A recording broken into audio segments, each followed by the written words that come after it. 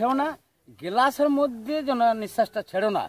3 বার তুমি খাও পানি, তবে হবে রসুলের সুন্নত। একটাই গ্লাসে পানি খেয়েছি, তুমি নিঃশ্বাস যেন গ্লাসের মধ্যে যেন ছেড়ো না, বলছে অসুখ হবে। 3 বার পানি খেতে বলছে, সেইটা হবে সুন্নত।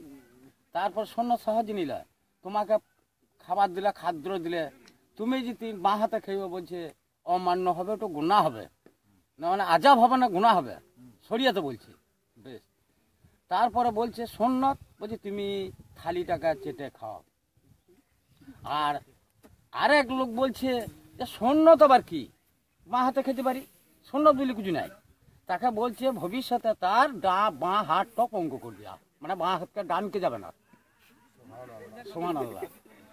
তুমি তো বলো সুন্নত আবার কি জিনিস রসুলের, তো আল্লাহ তাআলা বলছে রাব্বিল আলামিন ঘোষণা করে দিয়েছে।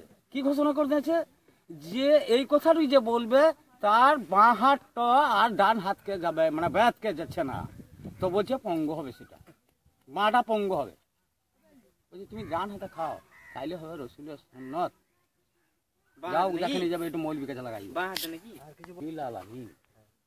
তো কোরআনের মধ্যে রাসূলুল্লাহ সাল্লাল্লাহু আলাইহি ওয়াসাল্লাম ঘোষণা করে দিয়েছে কি, যে কোনো লোক হয়ে গেলে কথা বাড়ি মেরে দিলে আমার হবে না, কথাটা মানে আমার কাছে আর আইজ আছে, আমি বলে দিচ্ছি, আমি মনে পড়ছে না, বুঝতে পারলি? কথা আমার কাছে বাড়ি মেরে দিলে আমি বলে চলে যাবো, মাঝে মধ্যে কথা বাড়ি মারবি না, বুঝতে পারলি?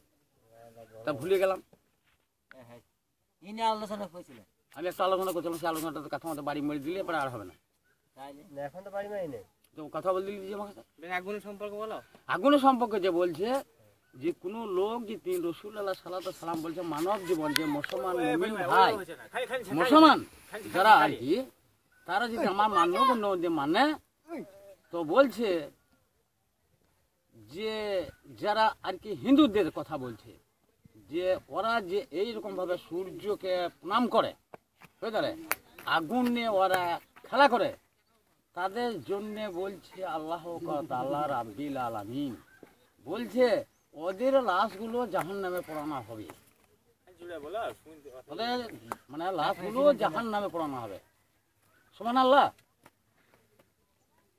বুঝলে, বলছে আগুন নিয়ে যে পুজো করবে, যে সেরে কি মানবে, বিধাতি করবে, বুঝলে, তার জাহান্নাম।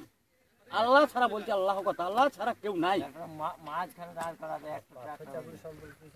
পাথর চপই সম্পর্ক জানা সহায় বলছে বিসমিল্লাহ যদি তুমি না বলো, বলছে শয়তানে তোমার ওটো খেয়ে নিলে তুমি আর পেট ভরবে না, বলছে শয়তান খেয়ে নিলে শয়তান তোমার থালিতে বসে গেল। আর বিসমিল্লাহ যখন বলে দিলে তখন আল্লাহ তাআলা তাকে শয়তানকে দূর করে দিলে, যে না তোমার একটু খাবার লয়, যাও মৌলবি গাছে নিয়ে যাও, বিসমিল্লাহ বলে খাওয়া, আল্লাহর নাম নিয়ে খাওয়া, বিসমিল্লাহ।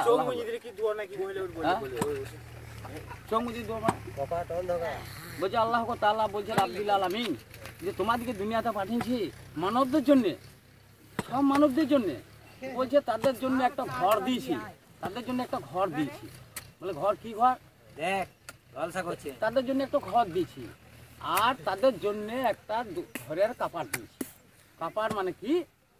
তুমি তোমার হচ্ছে চোখ, তুমি চোখ দেখো দুনিয়াটা দেখতে পাবে, চোখ বন্ধ করো তুমি দুনিয়াতে বন্ধ হয়ে যাবে। তার জন্য কালো কাঁচ লাগিয়েছি তোমার চোখে। আর জঙ্গলের পশু পাখিদের বলছে কালো কাঁচ দিয়েছি, আর জেনেরও কালো কাঁচ আছে, তার জন্য ইনসানকে দেখতে পায় না সে। কথা বুঝতে পারলেন? সেই ইনসান কারা দেখতে পায় না, বুঝলে? পশু পাখিদের দিয়েছি, গরু বাছুরদের দিয়েছি, ওদের দিয়েছে কালো কাঁচ, এই সাদা কাঁচ, আর মানুষ দিয়েছে কালো কাঁচ, মানে চোখে তারাতে দেখবে কালো আছে। বলছি তুমি কাপড় খুলে দেখো, তুমি চোখ টুকে মেলিয়ে দেখো, তুমি চোখ টুকে বন্ধ করে দেখো, কাপড় বন্ধ করো, কাপড় খোলো, চোখ হচ্ছে কাপড়, বুঝলে?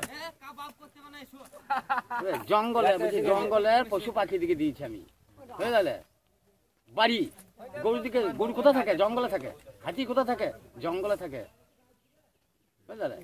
আর মানুষ কোনদিন জঙ্গল থাকে না। আল্লাহ তাআলা বলছে তোমাদেরকে আমি একটা ঘর দিয়েছি, তার ভেতরে দুটো চোখ দিয়েছি, তার ভেতরে চোখের দরজা দিয়েছি। গরু তো ঘরে থাকে, গরু জঙ্গলে